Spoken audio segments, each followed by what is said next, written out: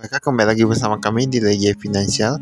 Kali ini kita akan melihat apa yang bisa kalian temukan di saham Mitra Keluarga Karya Sehat Tbk. Jadi kita lihat di sini, ini laporan keuangan kuartal kedua sudah keluar ya. Ini yang dari Januari sampai Juni 2024. Kita lihat di sini ada direktur utamanya, yaitu seperti biasa ada Rustian Owen, kemudian ada direkturnya yaitu Joseph Widiayanti. Utama kantor mereka ada di Jalan Bukit Gading Raya di Kelapa Gading ya di Jakarta pastinya. Ya, di sini memang gak ada disebutkan di Jakarta atau gimana, tapi itu di Jakarta ya. Kita lihat ini untuk yang laporan keuangan, itu laporan keuangan memang biasa terbagi menjadi 4 kuartal. Jadi ada kuartal 1, 2, 3, 4 gitu. Yang setiap kuartal itu setiap 3 bulan. Nah, jadi kita bisa bayangkan kalau kuartal kedua itu berarti Januari sampai Juni. Untuk di sini disebutkan untuk nilainya itu satuan penuh ya, nilai satuan penuh tapi bernilai rupiah. Untuk kas dan setara kas kita lihat mengalami peningkatan dari 800 miliaran sekarang menjadi 1,7 triliunan. Kemudian persediaan kita lihat, nah persediaannya dari 81 miliar menjadi 31 miliar, berarti kan berkurang 30 miliaran ya. Nanti kita lihat apakah labanya ada segitu atau gimana. Piutang lain-lain kita lihat ya, di sini dari 4 miliaran menjadi 900 jutaan, tapi yang pihak berelasi, yang pihak ketiga itu dia meningkat. Nah, ini kemungkinan penjualan meningkat, tapi nggak tahu ya. Kita lihat dulu nanti labanya gimana.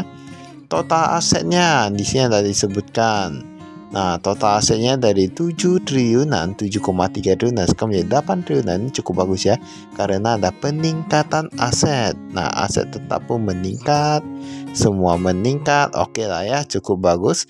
Piutang lain-lain pihak berelasi dia berkurang sedikit, dan kayak gitu apa kali ya.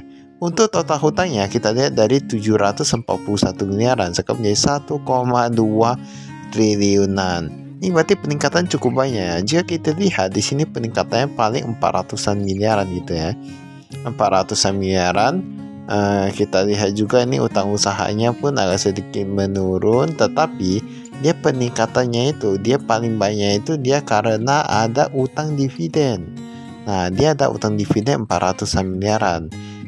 Karena ada utang dividen berarti ini merupakan kabar yang bagus untuk investor ya, karena ada yang namanya dividen juga untuk yang saham ini. Tadi kalau kita lihat untuk yang liabilitasnya kan pertama 400 miliar ya, kalau tidak salah tadi 400-an ya 500-an. Nah, ini kita lihat ekuitasnya, oke masih cukup bagus ya. Pendapatan bersih kita lihat dari 2 triliunan menjadi 2,4 triliunan, berarti memang mengalami peningkatan. Beban pokok oke, kemudian laba brutonya meningkat dari 1 triliunan menjadi 1,3 triliunan. Kita lihat di sini beban usaha oke, dia meningkat juga, tapi gak apa-apa lah ya, memang harus meningkat kalau penjualan meningkat. Laba bersihnya dari 487 miliaran menjadi 645 miliaran.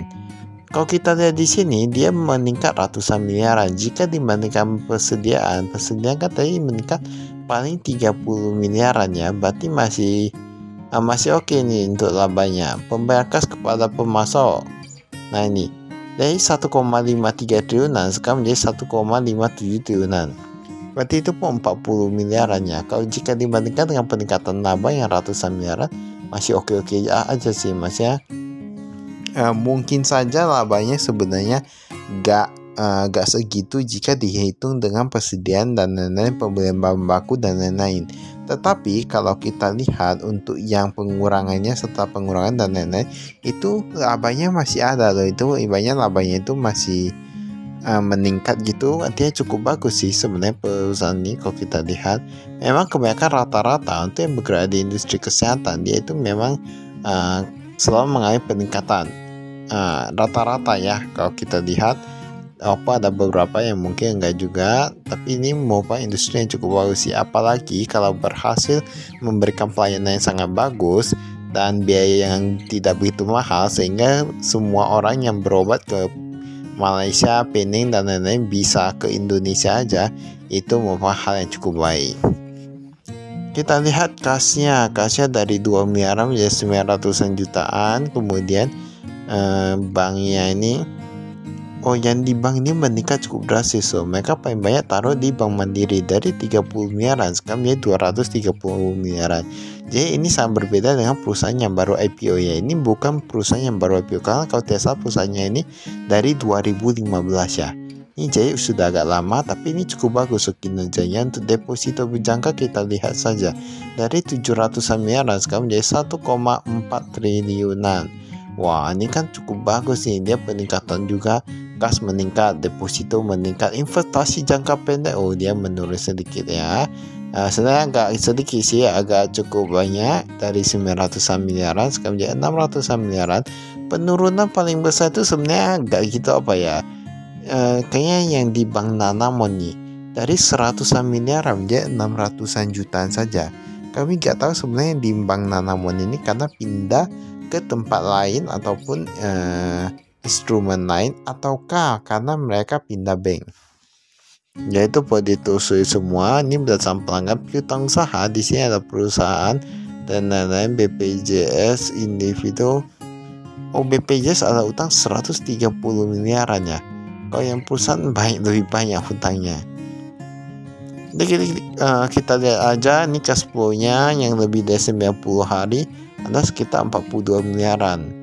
Dari kalau yang belum jatuh tempo 400 miliaran, berarti walaupun saya tergolong agak macet sih, tapi memang kita sadari bahwa ada beberapa instrumennya dalam pembayaran pengobatan saat ini, seperti menggunakan insurance, asuransi, BPJS dan lain-lain gitu ya.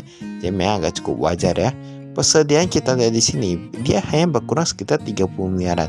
Dia berkurang itu di obat-obatan. Nah, dia berkurang itu di obat-obatan sekitar 30 miliaran. Tetapi jika dibandingkan dengan labanya, wah ini sebenarnya jauh cukup melesat nih untuk yang labanya. Oke, cukup bagus.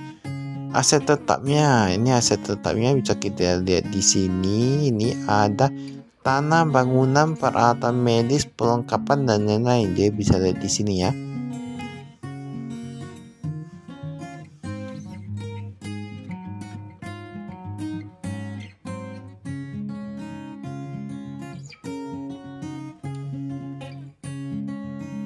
Kemudian kita lihat,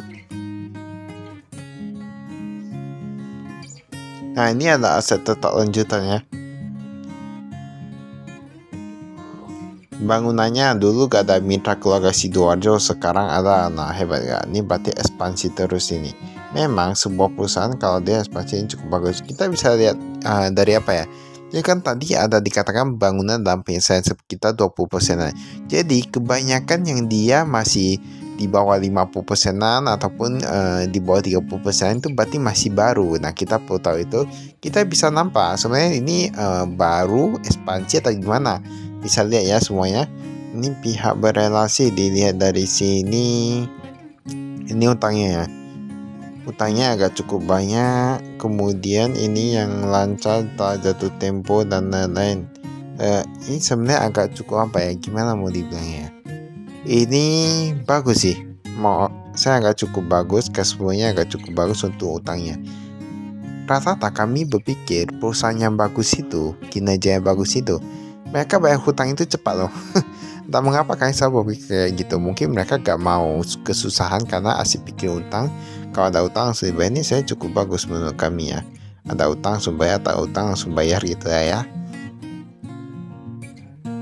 Biasanya tergolong perusahaan yang baik sih kalau yang ciri-ciri kayak gitu. Tapi gak tahu juga untuk kedepannya kan gak ada yang bisa prediksi ya. Ini rawat inap, ada rawat jalan, dan yang unik kita lihat di sini ada kamar operasi dan bersalin. Di sini udah gak ada ya. Kemarin ada 140 miliaran, sekarang gak ada pendapatan dari sana. Kenapa gak ada? Kalian kurang tahu. Ataukah karena renovasi atau gimana ya?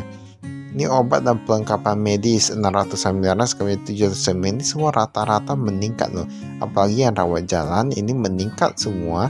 Kecuali yang layanan penunjang media ya, ini agak sedikit berkurang. Beban pokok pendapatan kita lihat di sini, walaupun pendapatan meningkat, tentunya bebannya itu juga sedikit meningkat. Gaji dan kesejahteraan karyawan meningkat, semua rata-rata meningkat. Perbaikan dan perawatan sekitar 23 miliaran. Ini merupakan hal yang cukup bagus. Mengapa? Karena menurut kami sebuah pelayanan kesehatan jika tidak disertai dengan kualitas bangunan, pelayanan dan lain-lain infrastruktur itu akan sangat cukup mengganggu ya untuk tamunya. Tapi karena ini dilakukan perbaikan pelayanan terus, tidak pelit dalam keluar uang untuk hal seperti itu dan pelayanan, itu merupakan servis yang sangat mengagumkan menurut kami ya. Itu karena memberikan biaya yang cukup bagus. Ini beban umum dan administrasi ini, gaji dan tunjangan pun meningkat. Ketika karyawan meningkat, karyawan rajin bekerja, otomatis pelayanannya akan lebih cukup bagus ya. Walaupun tidak bisa dikatakan berbanding lurus juga. Ini pendapatan keuangan ini cukup bagus dari deposito kan, dia memang akan mengalami peningkatannya. Nah, ini untuk yang bagian-bagiannya nih. Ini yang di Jakarta paling banyak untuk pendapatan Jakarta, Jawa Barat ya kan. Lalu ada Tegal dan Surabaya, ini ada juga, tapi dia the second ya. Yang kedua, yang pertama itu Jakarta dan Jawa Barat. Ini ada lain-lain. Nah, yang bisa lihat di sini ya.